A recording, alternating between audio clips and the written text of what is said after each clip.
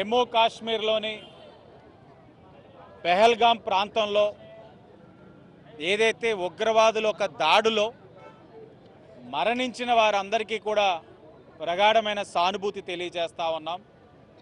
ఏదైతే ఉగ్రవాద చర్యలకి పాల్పడిన వారందరూ కూడా సిగ్గుపడాలి, చాలా సిగ్గుపడాలి.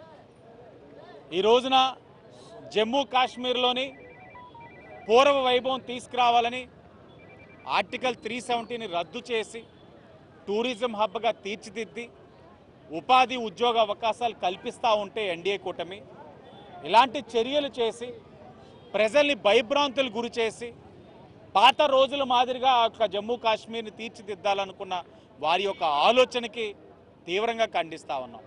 ఈరోజు ఆ దాడిలో ఏదైతే విశ్రాంత ఉద్యోగి చంద్రమౌళి గారు, అలాగే నెల్లూరు వాసి మధుసూదన్ గారు సాఫ్ట్వేర్ ఇంజనీర్, ఆంధ్రప్రదేశ్ రాష్ట్రం నుంచి వాళ్ళు ఇరువురు కూడా ప్రాణం కోల్పోవడం అన్నది చాలా తీవ్రంగా బాధ కలిగిస్తూ ఉంది. వాళ్ళ కుటుంబానికి మా ప్రగాఢమైన సానుభూతి తెలియజేస్తూ ఉన్నాం.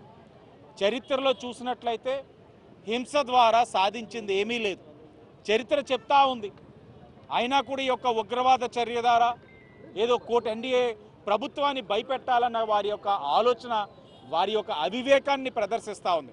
తప్పకుండా ఈ యొక్క దాడులకి ప్రతిచర్య అన్నది చాలా గట్టిగా తీవ్రంగా ఉంటుంది. ప్రతిచర్య అన్నది ముమ్మాటికి ఉండాలి. ఈరోజు భారతదేశంలో ఉన్న ప్రతి ఒక్కరు కూడా కోరుకుంటా ఉన్నారు, కార్కుల పైన ఏదైతే పాకిస్తాన్ ఉగ్రవాదుల పైన ప్రతిచర్య అన్నది చాలా గట్టిగా ఉండాలి.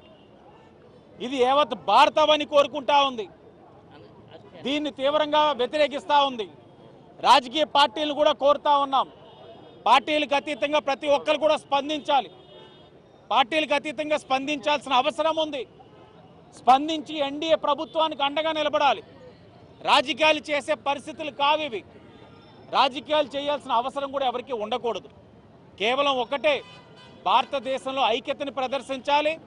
భారతదేశం మీద ఎవరైనా దాడికి వస్తే ప్రతిచర్య ఏ విధంగా ఉంటుంది అన్నది ప్రపంచ దేశాలకు కూడా తెలిసే విధంగా ఈ కార్యక్రమం ఉండాలని కూడా ఈ రోజున కోరుకుంటా ఉన్నాం.